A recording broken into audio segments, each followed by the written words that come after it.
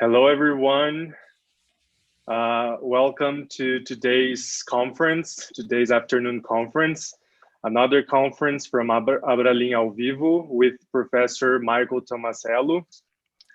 Abralim ao Vivo, Linguists Online, is an initiative of the Brazilian Linguistics Association in cooperation with various international associations, among which are the Comité Internacional Permanente de Linguistes, Associação de Linguística e Filologia da América Latina, Sociedade Argentina de Estudios Lingüísticos, the Linguistic Society of America, Linguistics Association of Great Britain, and Australian Linguistic Society. Thanks everyone for joining in for today's talk.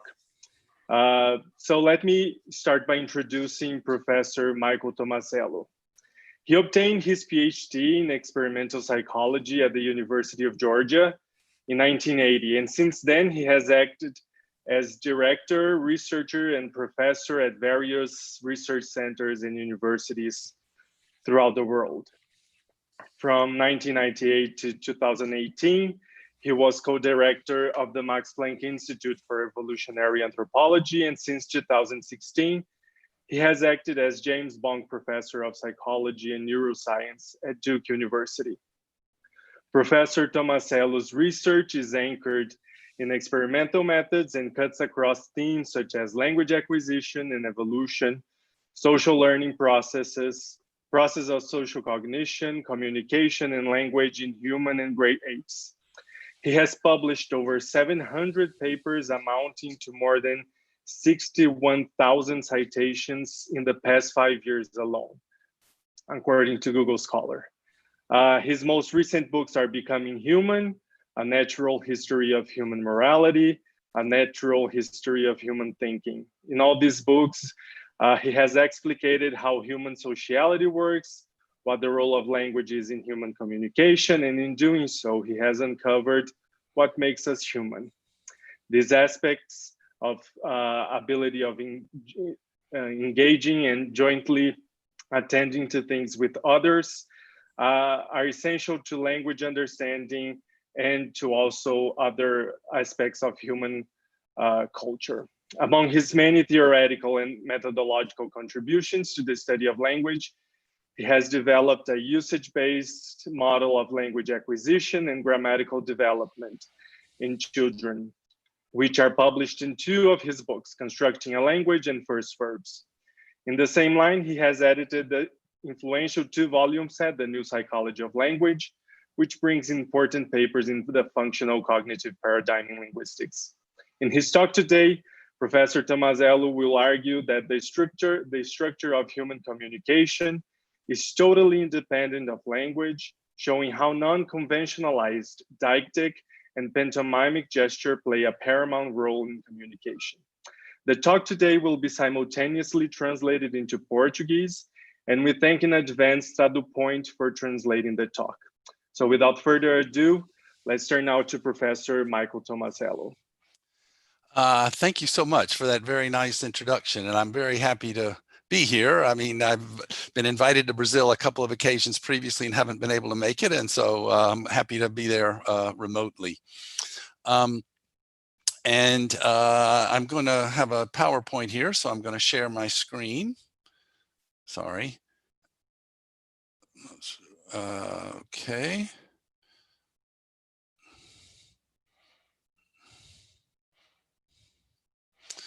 Okay, is that fine? Is that working? Is the screen share working? Yes, okay, thank you. I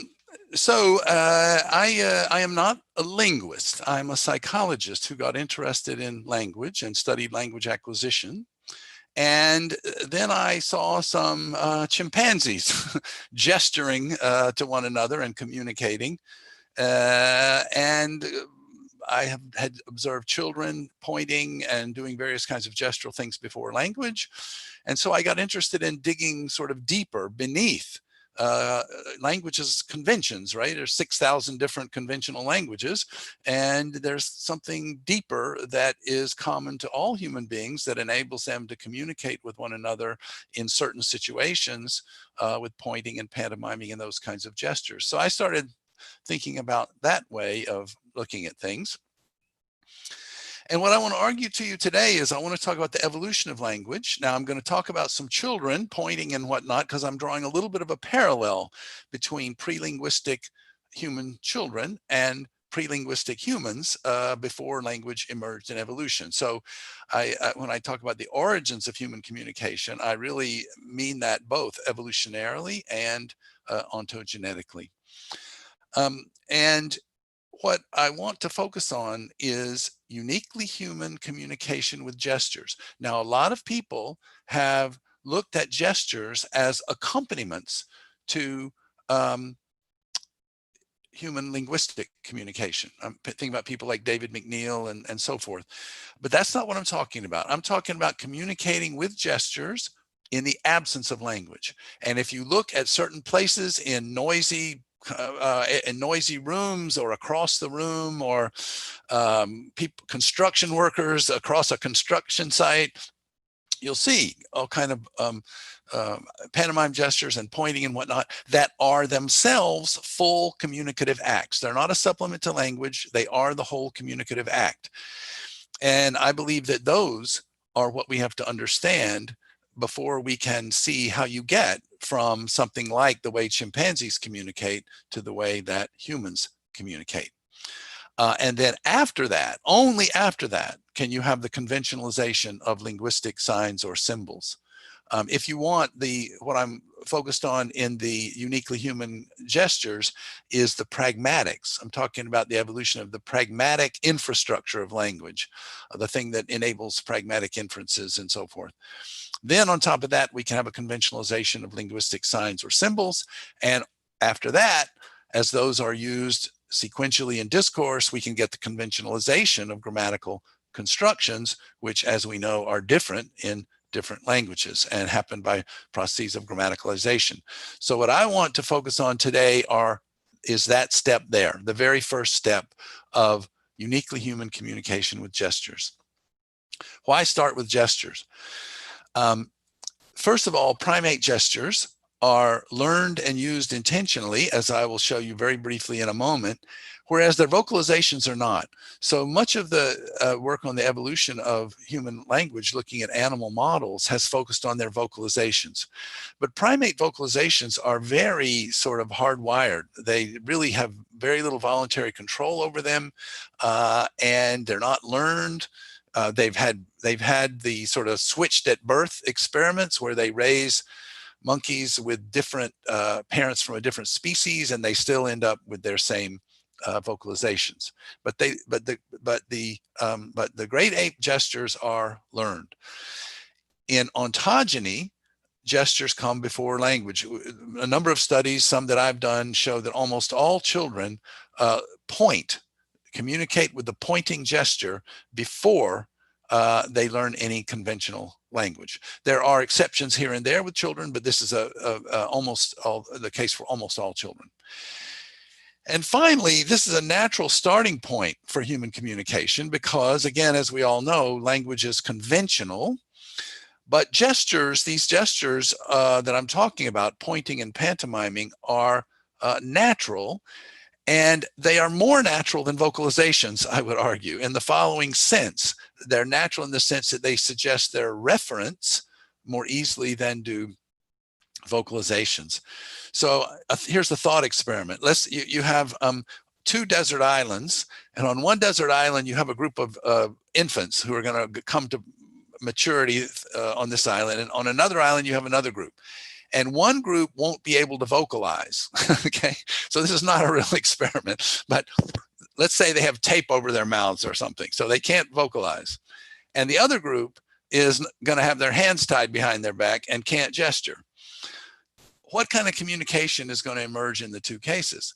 Well, we know what's gonna emerge in the people that can't, in the children that can't talk, because we have deaf people who learn, who first of all communicate with natural gestures like pointing and pantomiming, and then conventionalized gestures.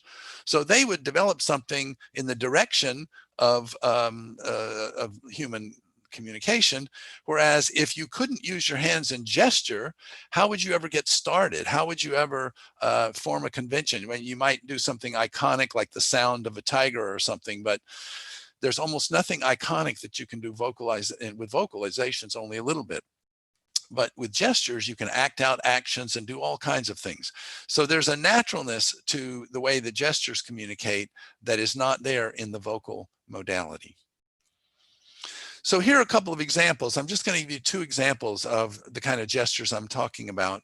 So this is a chimpanzee youngster who wants to go for a walk, and he doesn't want to go by himself. He wants mom to come with him, and he's going to kind of tug at her, but notice that he's not really tugging physically to pull her. It's a ritualized kind of pull. So you'll see him, right? He's not putting any force behind it. He's not grabbing and leaning into it. Right? He's letting her know, I want you to come with me. So there's a naturalness, an iconicity to that, in the sense that he is acting out something very close. The meaning is in the social act itself. It's not separate. We're not associating a social act with a meaning. The meaning is in the social act. It's a ritualized social act. He's ritualized pulling her. All right, and here's what we call an attention getter, where the gesture itself is not have content, but he's trying to get mom's attention so that she will know what he wants. He wants to nurse, and she's lying down sleeping and not opening up for him to nurse. And so you'll see he's going to end up throwing stuff at her to wake her up. So this is very creative. This is not something that could be evolved, throwing stuff. He's throwing things at her to try to get her to wake up. Right? And then when she wakes up, she'll see him and know that he wants to nurse. So these are the kind of things that I'm talking about that are very deliberate, intentional, and learned. And this is as opposed to their vocalizations, which are quite hardwired. So this is a reason to start with chimpanzee gestures as a natural starting point for human communication in general. All right, so their gestures are flexible and learned, but they are only dyadic, face-to-face. That is, he wants her to nurse, open up and nurse. He wants her to walk with him. They're play gestures. They're gestures for sex and so forth. They're not referential. They're not triadic. You and me referring to some outside thing. So they're only face-to-face. They're not triadic. They're not referential. And they're always directive or imperative. I'm getting the other to see or do something for my direct benefit. So they're not just informing of something like, oh, it's a nice day today, or look over there, there's an interesting site that you might be interested in. They're only imperative, and they're only dyadic. And of course, children's gestures are going to, from the beginning, their pointing is going to be referential, and it's going to be more cooperative or declarative or informative. So the natural gestures of humans, pointing and pantomiming, are species unique. Other species do not point or pantomime. I know some people have that hard time believing that, but I promise you that's true. Go to any zoo you want, pick out any animal you want, and point or pantomime something for them, and they won't get it. Yes, there are dogs that have been genetically bred to point at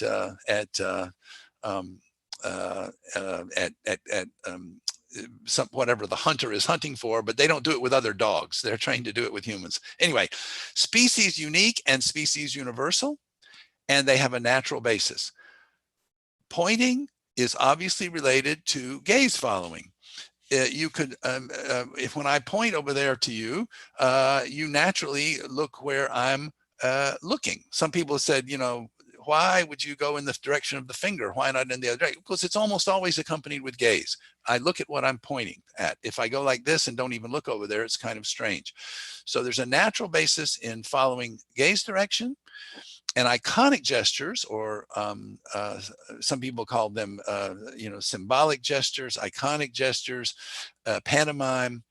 They are intentional actions where I'm doing an action and you're supposed to infer that I am representing something in my actions, and you're trying to, you need to figure out what I'm representing. So if I'm making a digging motion, then you need to infer, well, why is he making the digging motion? It must be something about digging, and then you have to figure it out. Okay, and these are triadic or referential as opposed to ape gestures, and they are cooperative, not imperative. They're cooperative. They're helping the other by informing them of something. Look over there. There's the interesting thing. I'm going to elaborate on this in a minute, but you can kind of, the gloss for pointing, if you want a gloss that is always works for pointing, it's look over there and you'll know what I mean. But that obviously requires mind reading of some kind or another if you're going to look over there and know what I mean. So so it's cooperative in the sense that I'm trying to point something out to you, and you're trying to say, well, why does he want me to see that? What does he think is in it for me? So here's a made up example of a pointing gesture. So here's somebody pointing, and the question is, what does he intend with his pointing gesture? Now, here's the key thing, is that pointing gesture is not meaningful by itself. It means nothing on its own. So if I point like this for you, I mean, if pretend we're in the same room and I point like this for you, it doesn't mean anything. You look over there, you see a wall, you see a chair, you see whatever. By itself, it doesn't mean anything. There has to be some kind of a context, but it needs to be, the context is a kind of a shared common ground of what we expect together in this context. So just in this example, here's an example where if we were in the room straightening up the chairs for a lecture, I might be pointing there. We're getting them straight in rows, and I point over there, and you might see that row and say, oh, okay, he wants me to straighten up and put that chair in place. But if you walked in the room and the room was mostly full, and I pointed to that chair, I might mean there's an empty chair that you could sit in. So the finger by itself, okay, obviously it's not a convention. It doesn't have any meaning itself. It just directs attention, and the content, the place you're pointing doesn't have any meaning. The meaning is in the inferences that you make about why I should be directing your attention over there. So in the kind of Sperber-Wilson relevance theory way of talking about it, you ask yourself, when I do this, you ask yourself, why does he think that looking over there will be relevant for me? Oh, I see, one of the chairs is out of line. Or, oh, I see, there's an empty chair I can sit in. It depends on the shared context that we have together. So this is a cooperative motive in the sense that not only am I pointing out something for your benefit, but you are assuming that. And so and that's why you look hard for what I mean, because you're trying to recover why I'm think this will be relevant or helpful to you. And the relevance is determined by our common ground. That is, things we know that we're doing this thing together, and so this is something that's relevant to straightening up the chairs, or we're attending the lecture together, and we both know together that everybody needs a seat in the lecture, and I'm pointing out an empty seat that you might sit in. So so the pointing has both cooperative motive, that I'm informing you of something, I'm sharing something with you, I'm not imperatively telling you what to do, and it has a kind of a cooperative framework, cognitive framework of common ground that gives it its meaning. And here I just want to stop that I really believe that pointing is the most underappreciated phenomenon in all of human psychology, because for you to reconstruct my meaning in cases like this requires a kind of a meshing of minds, if you will, and a kind of inferential process where he intends that I attend to this, and it is building, because the signal itself, the finger, has no communicative content, because it's such a weak signal. All the meaning has to come from the inferential process by which we are trying to figure out, why you're trying to figure out what I intend. So Sperber Wilson and my 2008 book on the evolution of communication, I think it's called Origins of Human Communication. We have an intentional inferential model, or a cooperative model. That is, the communicator has communicative intentions. I point over there because I intend for you to know something or see something or think something or feel something. I have intentions toward your intentional states. And as the recipient, you are making inferences. Why did he point me over there? What does he want me to know? What does he want me to do? So we have intentions and inferences. Intentions from the communicator, from the producer, and inferences from the recipient. And as was mentioned in the introduction to my talk today, this is independent of language. Now you're saying, well, yes, human communicators have language also, but human infants already do this kind of thing before they have any language. So the evolutionary proposal is that this was the first step. And then this is going to build what I will call a pragmatic infrastructure that allows us to interpret. How do we interpret he, she, and it? When I say it is, deictics are similar to pointing. I'm saying, well, you know what I mean. I wouldn't use the word it if I didn't figure you already knew what I was referring to. So language is full of not only pronouns like that, but these, bridging inferences. Like I say, do you want to go to a movie tonight? And you say, I have to get up early in the morning. Well, what does I have to get up early in the morning have to go with a movie tonight?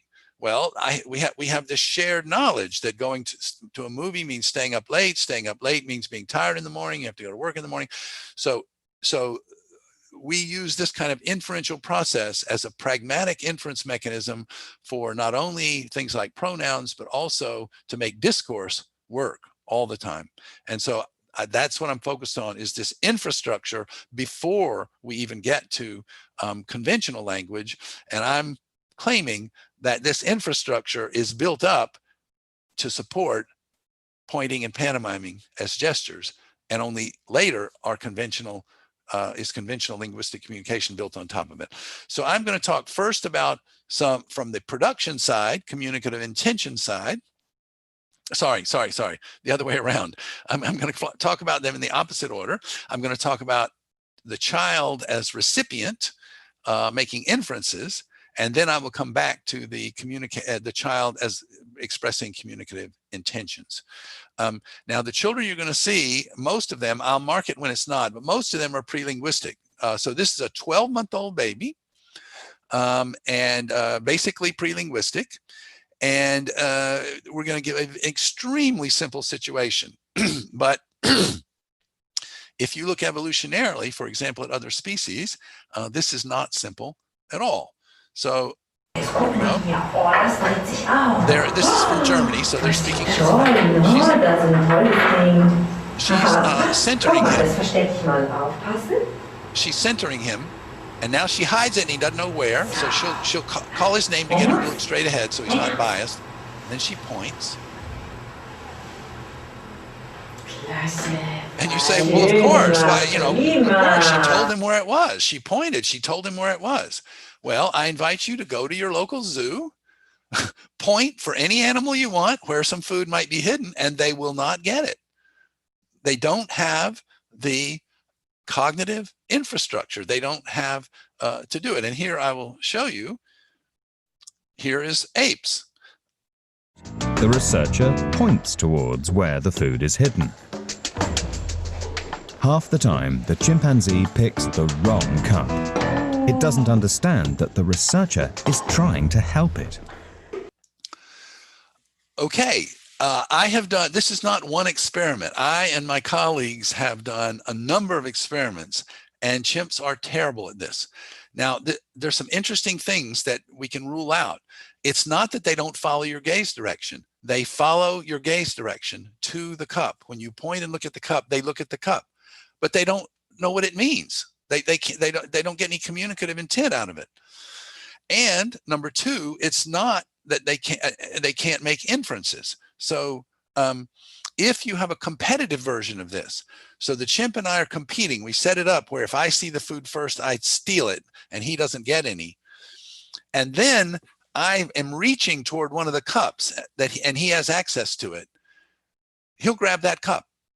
So he can tell when I'm reaching that that's probably the cup with the food in it. Your dog probably can do this also. Okay, so he can make the inference. He wants to get in that cup. That must be where the food is. Okay, that's a straightforward inference about my intentional action. He wants to get in that cup. There must be food in there. But the communicative intention is different. And this goes all the way back to Grice. And I'm going to simplify the Grice. I'm going to simplify Grice and just do a toy version, a child version of Grice, which is one embedding where he has to say, to do this, to be successful like the child was, he intends for me to know where the food is, or he intends for me to attend to that cup over there. So he has to interpret, the chimp and the baby have to interpret my intentions toward their intentions. So communicative intention has a different structure. If you want to go full Grice, there are 4 levels, but we'll just stick with the 2. Okay. So here's one way of interpreting this. That you heard the guy narrating the video say the chimp doesn't understand that he's trying to help, that the woman is trying to help him find the food. Okay, I think actually there's several things that go together. One of them is they don't understand the cooperative motive, that he's trying to help me find the food. They don't get that very often. They don't have in their experience another chimp say, hey, here's some food over here, why don't you come get it? They're competing for food all the time. They're not pointing out food to one another. In addition, the recursive inference that I mentioned is also makes it impossible for the apes. And a third thing is that the child is like they're in a joint collaborative activity. We're playing this game of finding the thing and you're helping me find the toy. So we can look at the inference like this. They understand this pointing is for me, is to help me, and that it's relevant to this game of searching for the toy. All right, that the Sperber and Wilson relevance is their key term. This is for me and it must be relevant. The chimp, by the way, that's not a picture of a chimp, it's a picture of a gorilla, but nevertheless, the chimp is looking around for food. The chimp says, where's the food? Where's the food? Then you look and point to one of the buckets. They look over there and they say, bucket, so what? I'm looking for food. That's a bucket. I can't eat the bucket. So they can't make the inference that you're pointing to the bucket is relevant for their finding the food. So I really think that in this very simple little test of comprehension of pointing, that apes fail for several reasons, not being able to, so here's the recursive inference. They have to make the inference that he intends that I know that the banana's in the bucket, right? And they don't do that. And one of the reasons why they don't is because they don't think you have cooperative motives. They don't think he's trying to help me find the food because they're just not used to that motive. Okay, so in this very simple experiment, I want to say again, this is not one experiment. We had basically a period of time in our lab where we had first discovered that chimps were poor at this, and nobody could believe it. Because you're just pointing, you're saying, look, the food is there, it's there. And the chimps were just kind of clueless. And so everybody was kind of surprised at this. And I had students who were going to modify the procedure a little bit and show that they could do it. And there are a couple little things here and there, but generally speaking, no, they don't get it in a whole series of experiments. Now I want to focus on the role of common ground in this understanding. I've mentioned common ground before, but this is absolutely critical. The relevance inference that this is relevant for me is based on our common ground. And here's a little small experiment with basically a prelinguistic child as well. 14 months old, maybe says a couple of words or something, but basically prelinguistic. And so here's the situation. They're cleaning up toys. All right, so there's that basket there. They're cleaning up toys. All right, and then we have it prearranged so there's a toy sort of out in the middle of the room. So we're cleaning up toys, and then the experimenter, that's E1, the experimenter points to the toy out in the middle of the room. And in that situation, almost every 14-month-old we test toddles over and gets it and puts it away. We're cleaning up toys. Oh, the experimenter doesn't say this, but the interpretation is, oh, there's one we missed. That's the interpretation that the child is saying. There's one we missed because we're in the middle of cleaning up. Now, in the other condition down at the bottom, the no common ground condition, this is important. We're doing exactly the same thing. We're cleaning up toys in exactly the same way. But now there's a toy out, the same toy out in the middle of the room in the same way, but somebody walks in the door who has not been participating in the cleaning up and points to that toy. And the baby looks at them and is not sure why they're pointing to the toy in the room and might go get it and hand it to them, might smile at it, but they don't put it away. So, so they don't have common ground with the pointer in that case. So even though they've been doing exactly the same thing, it's not common ground. Hold on one second. This is my phone going crazy.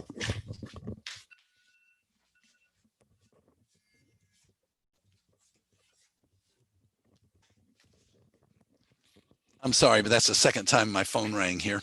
The perils of remote lecturing. So the child is not interpreting this as relevant to my activity. If they were interpreting it as relevant to my activity, they would put the toy away into the basket in both conditions. They are interpreting it as relevant to our activity. And in the first case, the common ground condition, putting away the toy is relevant to our activity. And in the second case, because the experimenter has walked in the room out of nowhere, we don't have a common activity, so it's not relevant to any of that, and the child is kind of lost. All right. So this is important that if we go back to here, that part of this is how do I know what he intends? Well, he intends something relevant to our collaborative activity. And again, if we go all the way back to here, it's relevant to our activity of playing this hiding finding game. And the chimp doesn't see it as relevant because they don't have the context of this collaborative activity of they don't have any common ground. So they don't have any common ground with you to search in for the relevance, for what is relevant. Just to emphasize this with pantomime. So here's a child trying to comprehend a pantomime gesture. And you'll see them do this, and I will tell you the inspiration for this study here was I was going in an airport, and there was about a 5-year-old child or something in front of me in the walking through the metal detector and being scanned for the air traffic control safety. I mean the safety.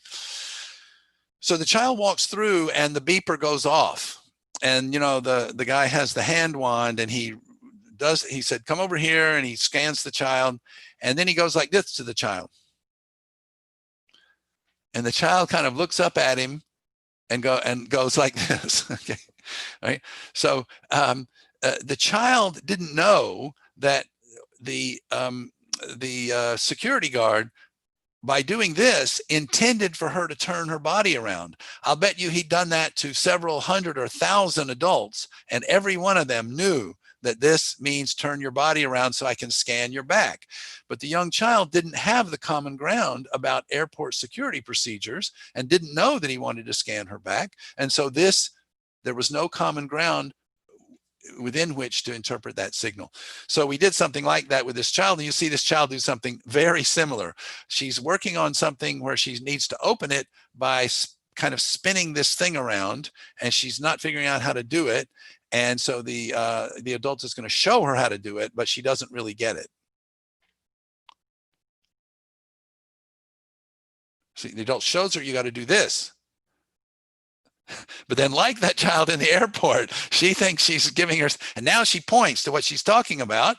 And now if she does it again, the child will know it's relevant to this thing here. So, so pantomimes, iconic gestures, have more content than does pointing. They've got the action that you should perform, but you still have to be able to understand what their intentions are. You have to make inferences about their intentions, which requires common ground.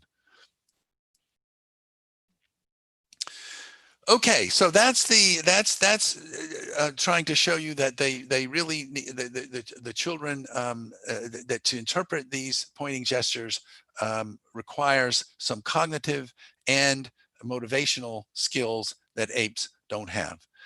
Now, how about intentionally producing gestures? Well, here's the classic sharing by pointing, declarative pointing gesture. So this is a child just pointing for the father. There you go. The father's not going to get it. The child doesn't want to fetch it. It's not an imperative. It's just, look at that. Isn't that interesting?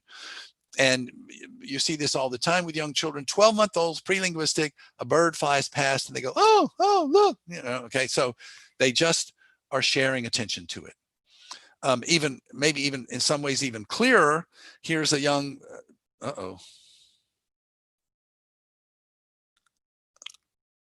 my machine is checking for updates. I'm sorry about that.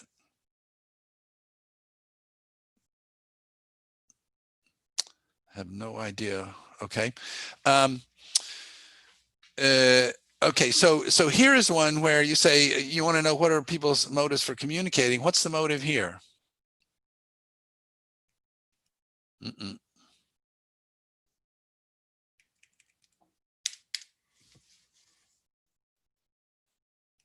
What's the motive here? This is the behavior called showing.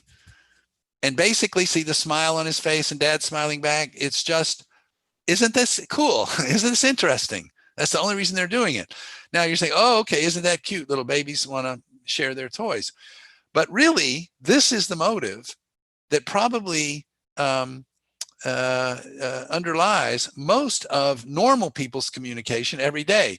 We academics, we have all kinds of reasons for pontificating like we do, but out in the real world, what people are doing all day, every day is gossiping. They're saying, did you see this? Did you hear about that? You know, we're talking about the coronavirus. We're talking about Black Lives Matter. You know, we're gossiping. We're just talking about stuff. Why am I telling you about this? I'm just sharing, because when we talk with one another, share information with one another, it's building our relationship. We're building common ground by doing that kind of sharing.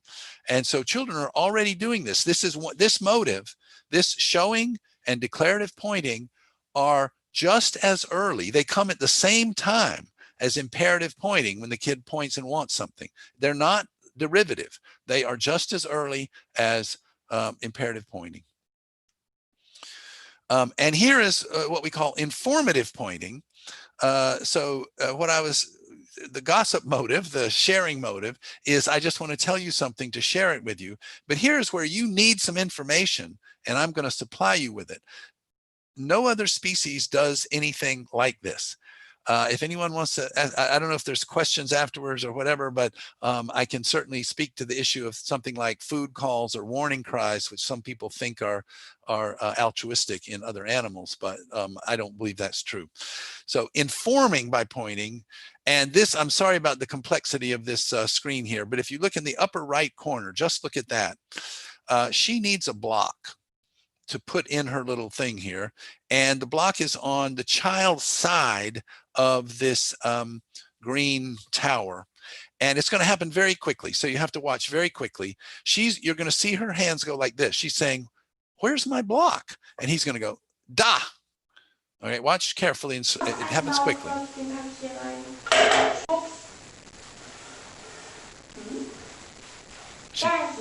Da. Okay, so he's not reaching for it. He could lean over and reach for it if he wanted it. All right, he doesn't want it. He is informing her. This is again prelinguistic.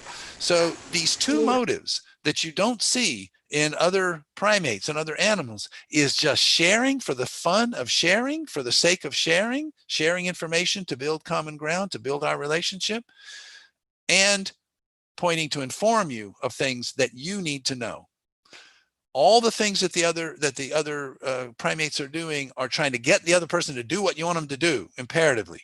So these are cooperative motives that are uniquely human communication.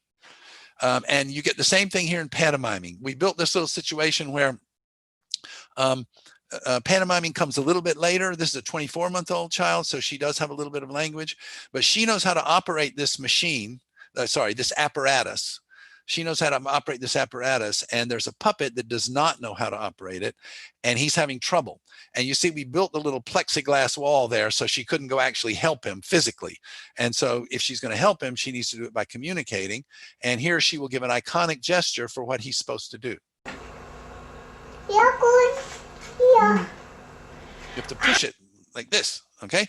And I believe that actually is the initial. Iconic gestures are extremely interesting, and they, I think the most basic one is kind of a teaching where I show you what you should do if you want to succeed. Later, I can do things like, you know, here's a tree, or let's go digging, or whatever. I can do more complicated things that are associated with their reference in more complicated ways. But I think the thing that gets you off the ground is I'm going to show you what to do. I'm going to act out what you should do. And now we need common ground in production also. And not only does the adult who is understanding this need to make an inference from common ground, but the child is assuming common ground. That's why they think it will work. So here is a task where they pull on the handles of this toy you see, and there's a toy inside. And we have it set up so that the adult is actually not being very cooperative, and you'll see what the child does in response. So the adult is not doing his job.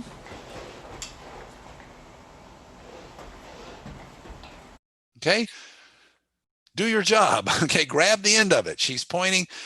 That pointing takes place in the context of the collaborative activity, where it's a common ground assumption that what I'm pointing to something relevant to our game here. Okay, and so he points, and the adult is programmed to not do anything for 15 seconds and then to do it. So now he does it, and they are successful. Here's another pointing, just again, in the context of a game. Okay, and there, you see, just there. Okay, so let me, I'm going to stop it there. One second.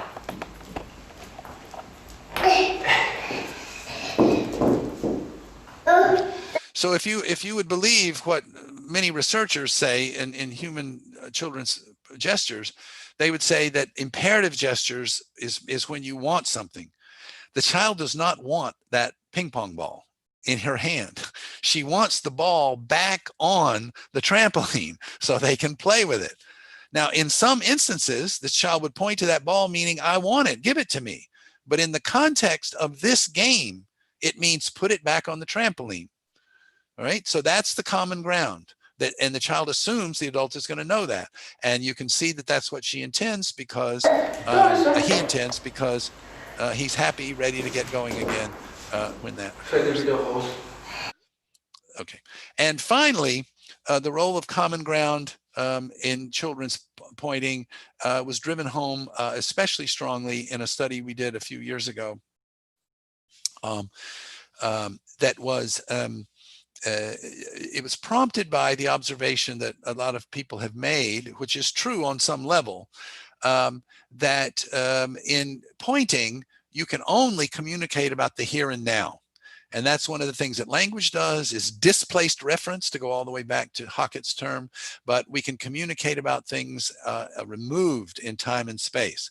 And that's definitely true. But with enough common ground, I can communicate about things outside of the here and now with pointing. So imagine a situation like the following in early humans. Imagine that you and I, the most exciting thing in the world is deer, and because or an antelope, because we can hunt the antelope and have food for a week. And we sometimes see antelope at the beside the pond. Okay, now today I come back, you're in the village, I come back over the hill in the direction of the pond, and I point for you excitedly like this. Oh, and I'm very excited. Okay, you would be able to make the inference, oh, there must be an antelope over at the pond, even though it's out of our sight. Now, I couldn't do that to somebody with whom I had never had a shared experience or common ground with antelopes at the lake. They would wonder, why, what am I excited about? What am I doing? But if you and I know that sometimes there are antelope near the lake and I'm pointing in the direction of the lake, then that works.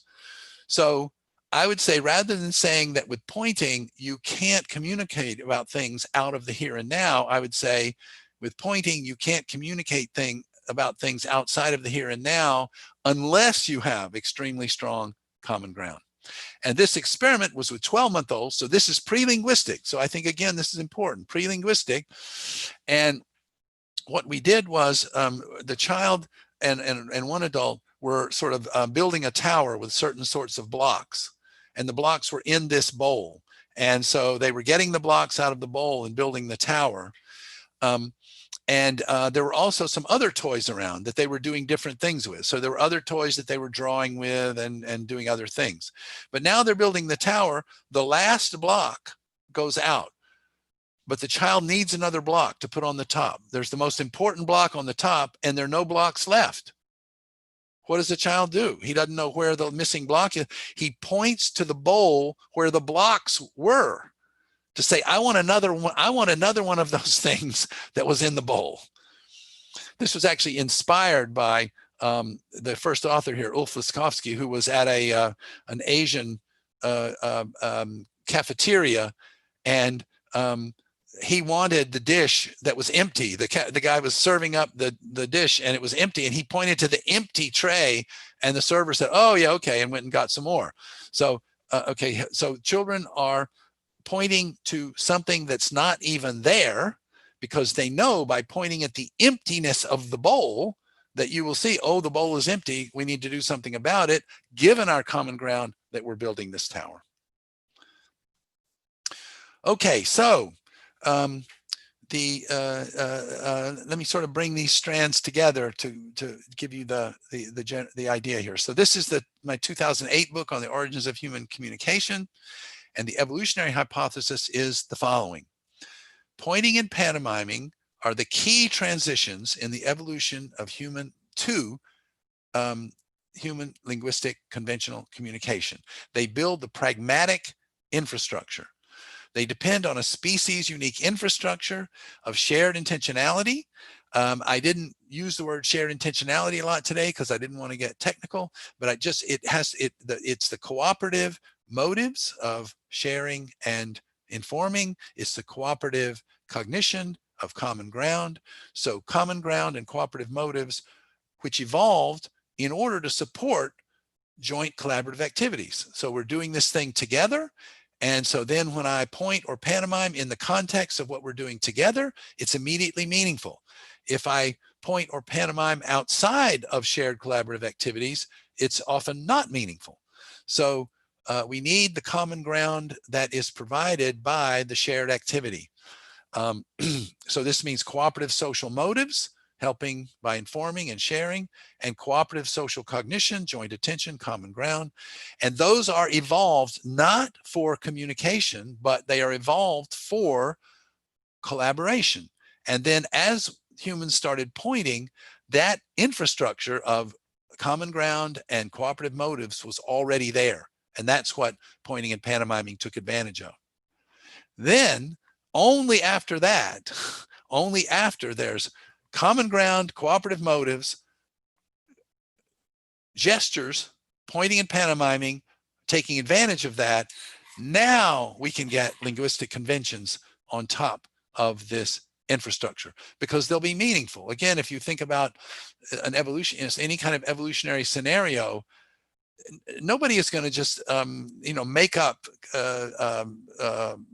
words out of nowhere. They have to have some kind of a grounding in what we're doing. And so that's the proposal, that the pragmatics infrastructure of language is built for gestures, and linguistic conventions can only come after that. And then, of course, we'll switch to the vocal modality later for various reasons. I don't have any creative ideas about that. They're the standard ones about communicating at a longer distance, keeping your hands free to do other things. There are all kinds of evolutionary reasons for why vocalizations would be better. But I would guess that there was something like a sign language, conventionalized sign language, before there was a vocal language. I could be wrong about that, but that would be part of the proposal as well, at least a part of the hypothesis. And I guess at least a little bit of evidence in that direction is that I've been told by people who study many sign languages, Ulrika Hahn for one, that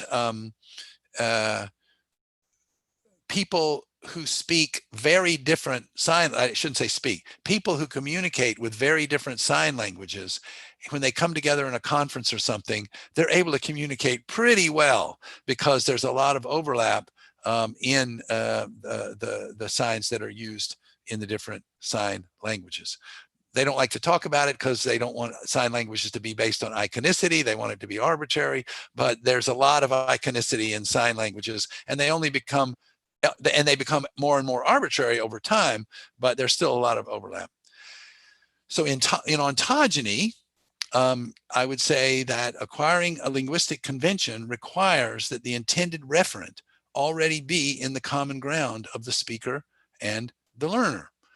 So again, this goes all the way back to Wittgenstein. I hold up something here and I say, Gavagai, to use the famous example from Quine, you don't know what I'm talking about. Am I naming the object? Am I naming a property of the object? Am I talking about the activity that it's engaged in? And I telling you what I want you to do to it? How do you know? Okay, it's exactly the same situation as pointing. It doesn't mean anything. It's just a sound. It's just noise. And so they have to already know what you're talking about, and then they can attach the linguistic convention to it. And this knowing what you're talking about without language happens most readily inside of shared cooperative activities with joint visual attention. And it could happen otherwise if there's other common ground. But again, just look at, here's the Gavagai is the famous Quine example.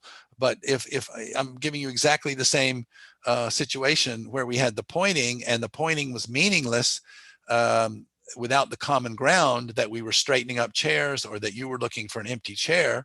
But if I say Gavagai, it's exactly the same. If I say it outside of any context, it has no meaning whatsoever.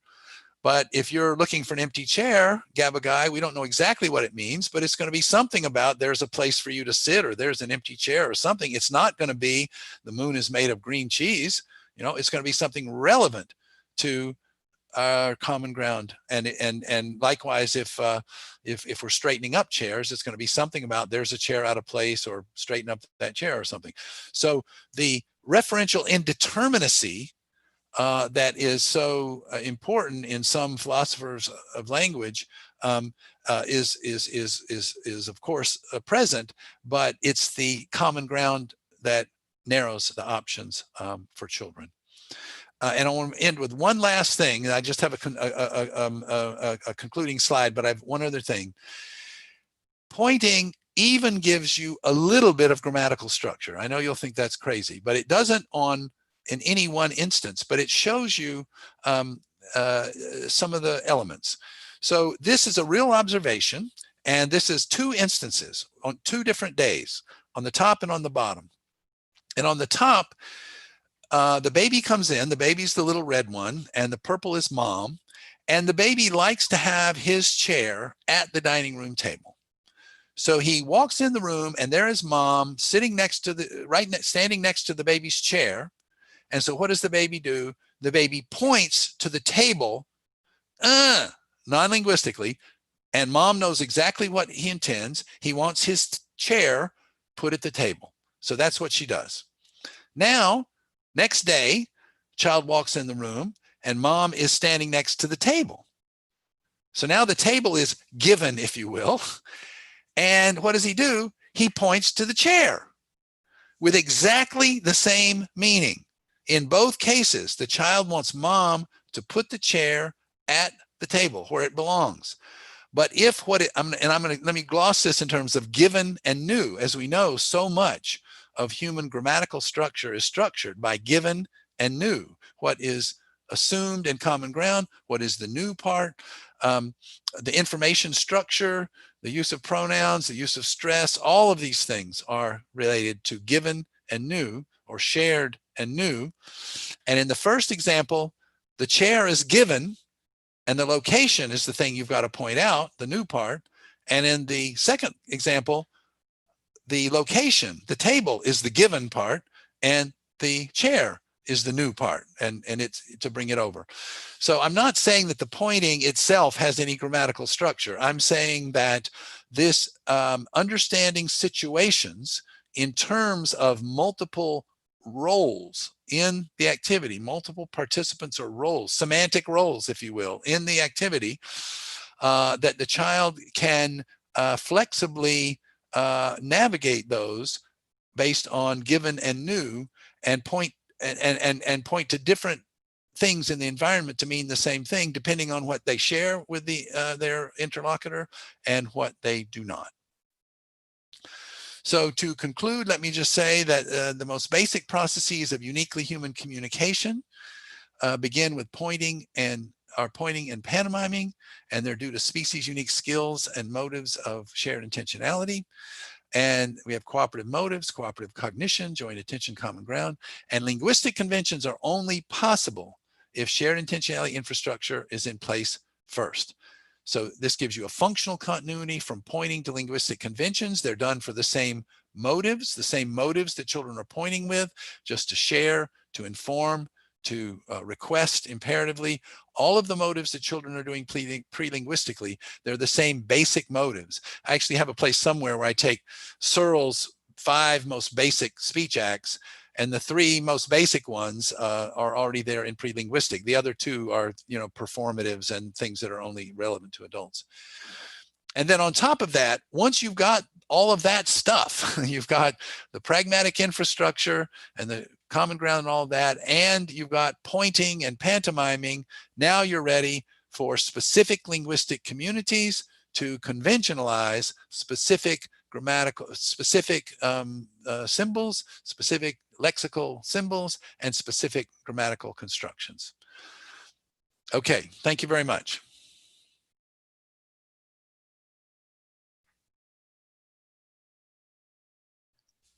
Thank you, Professor Tomasello, for your thought-provoking and delightful talk.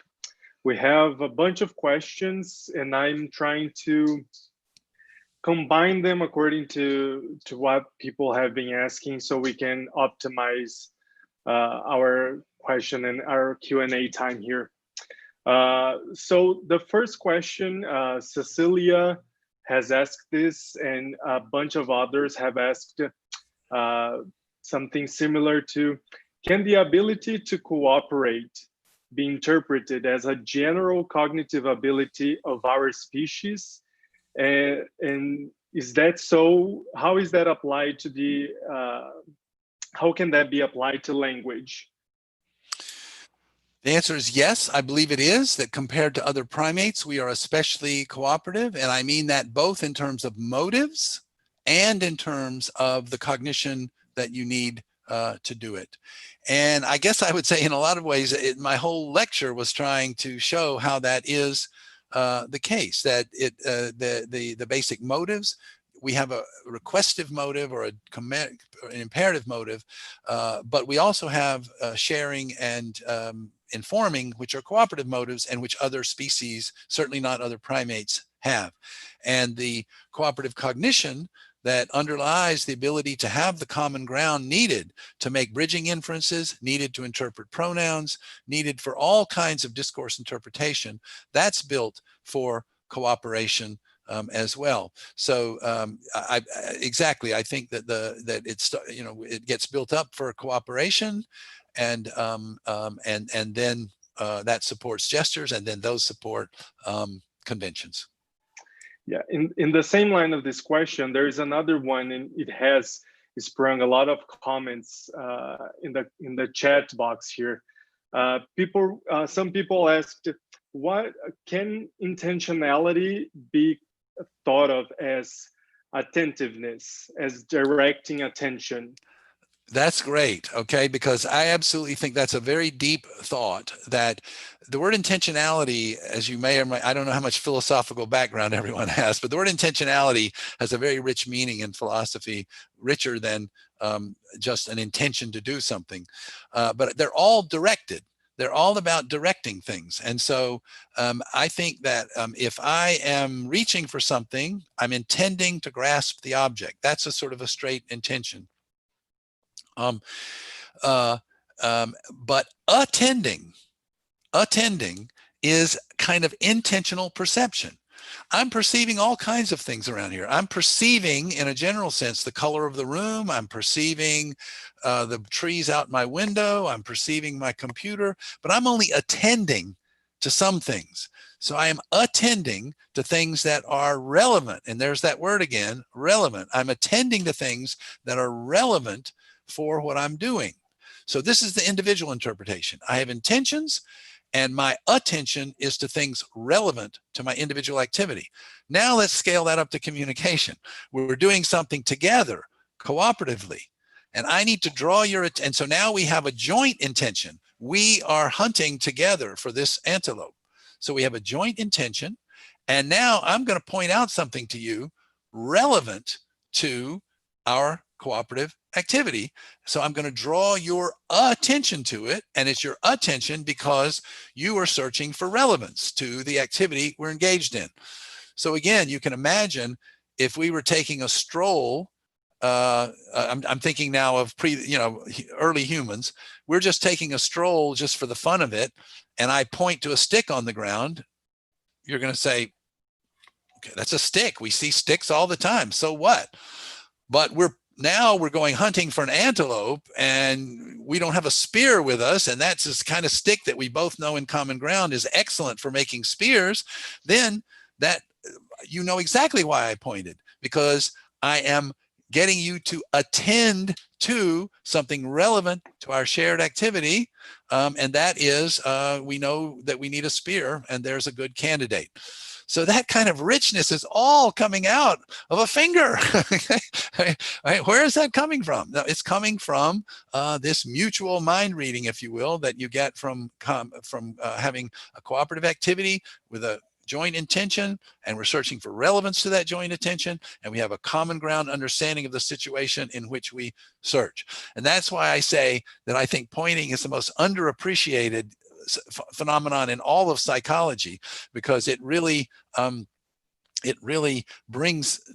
highlights this mind reading kind of capability we have in a, not just trying to exploit reading the other one's mind to outcompete them the way that apes do, but in a cooperative context where it helps us to coordinate the cooperative activity. Nice. And there are a couple of questions that touch precisely in this, the development of pointing and gesturing, and two questions about the evolution of it. One asks, what made symbolic vocalizations the natural next step to deictic pointing and pantomimic gesture? Okay, that's a hard question, and I don't have a great answer, but here's what I think is probably the case, is that if you look at what ape vocalizations do mostly, what they mostly do is express emotions. They scream when they're afraid. They woo, woo, woo, woo, when they find a lot of food and they're excited. When they're angry and they're fighting or whatever. So they have fear and anger and excitement, and it's expressed in their vocalizations. And if you look at a group of captive chimpanzees, if one of them screams in fear, the rest of them start screaming in fear and looking around. And one of them is angry. Everybody looks to see, what is it? Right. So I think it's expressing emotions, but it's not referential.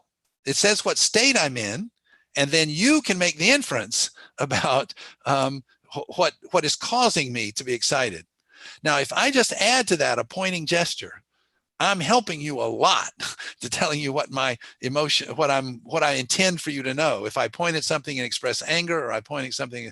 So I think probably initially, the initial step was gaining control over vocalizations so that you could produce an emotion expressing vocalization intentionally, deliberately, on demand. And you combine that with the referential part being done by the pointing or pantomiming, and the attitude or speech act attitude or something that's being carried by the vocalization. And so the acts from which the vocal communication is going to evolve are going to be ones that have both. And as we know, and this is where the work of David McNeil and other people like that, as we know, when people talk in most situations, okay, we're in the weird situation now. I still can't help gesturing, but anyway, where when people communicate, they gesture quite a bit while they're talking. And David McNeil actually has the idea that the linguistic part has taken over most of the reference, as it were, and now the gestures and stuff are more about my attitude toward it, and they supplement it.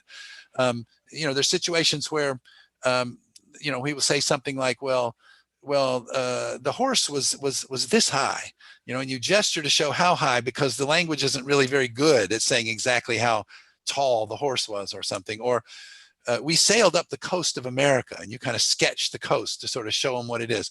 So the gestures kind of supplement the referential content of the language. So there's been a shift from the gestures doing the referential part to the language doing the referential part. But I think they have always gone together, and it's the division of labor has changed over time. And of course, the big freeing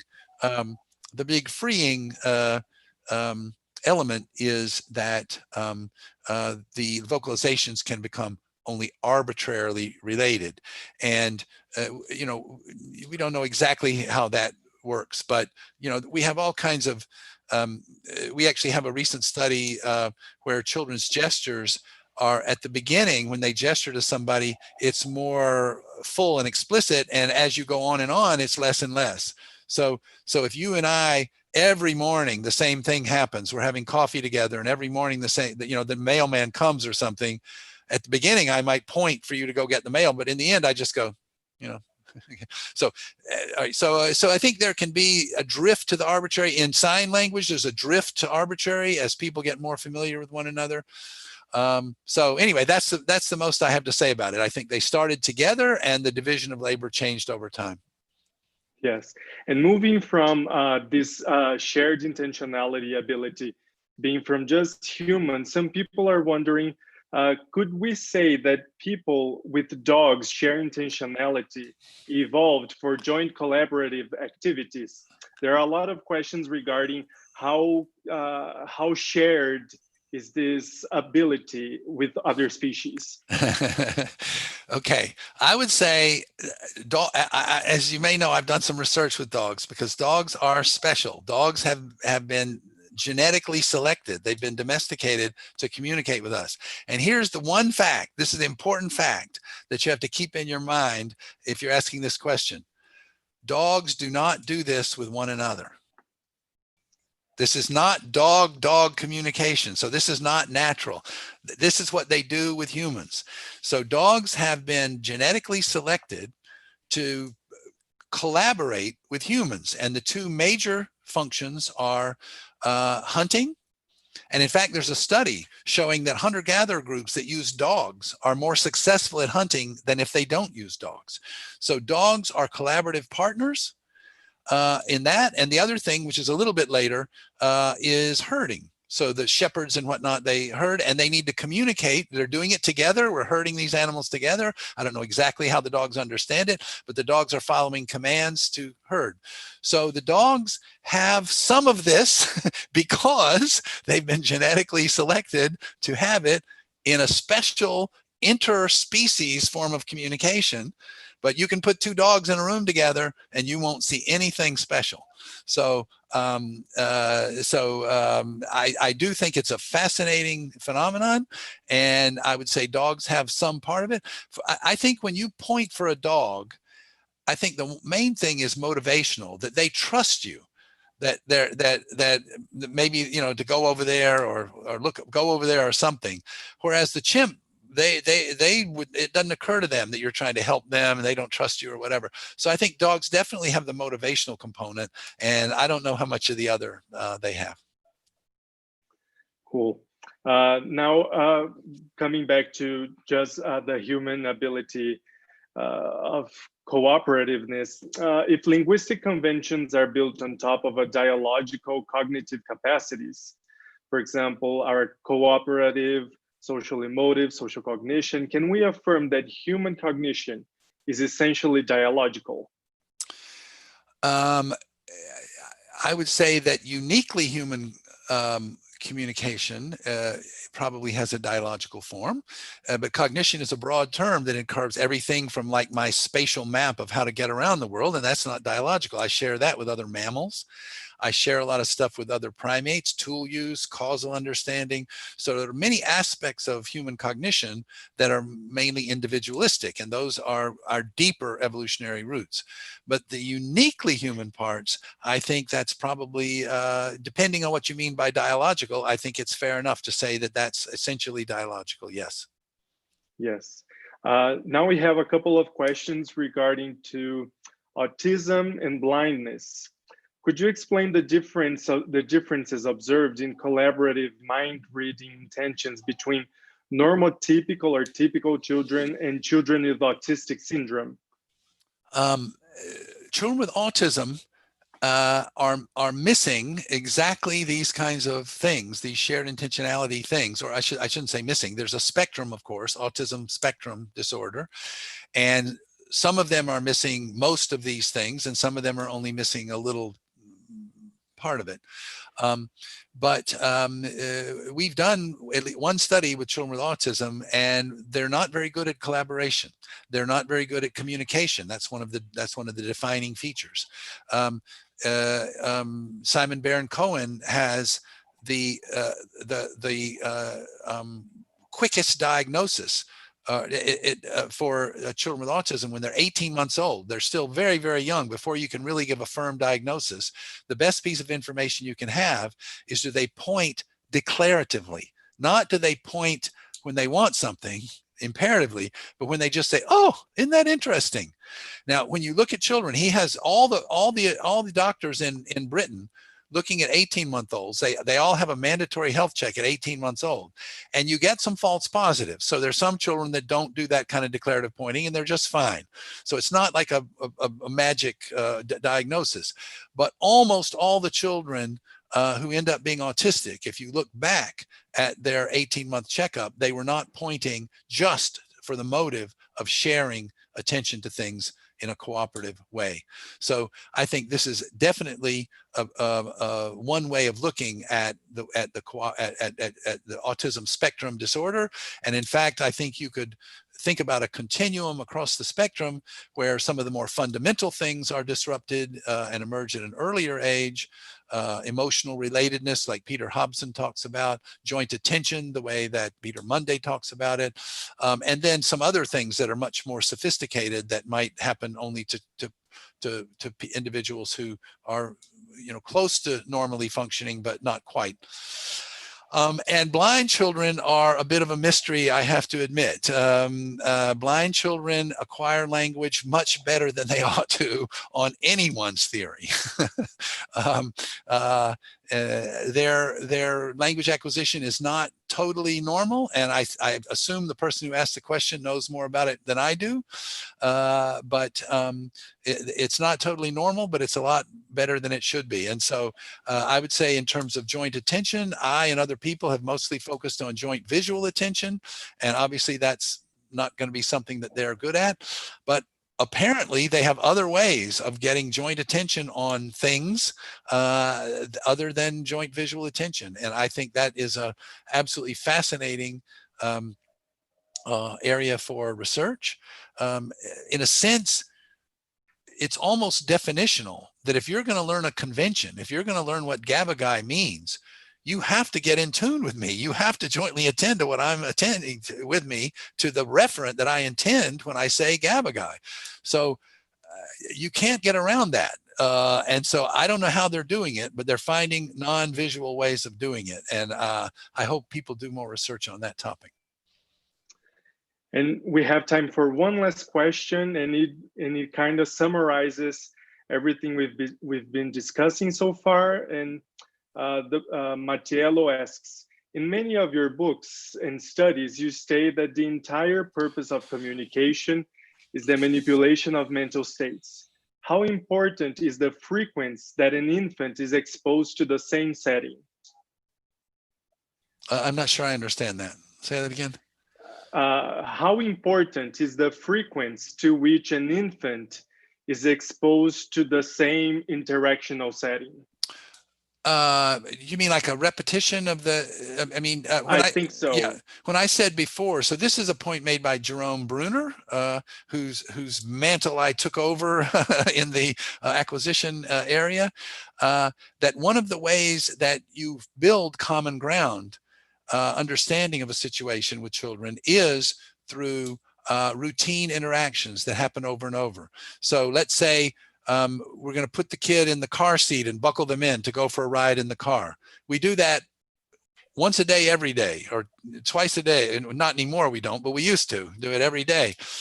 And so there are certain things that become relevant to that activity that they can tune into. They know what's coming next. Bruner had a study where he played a little game with children over and over. And just when he gets to do something, they anticipate what's coming next because they've seen it before.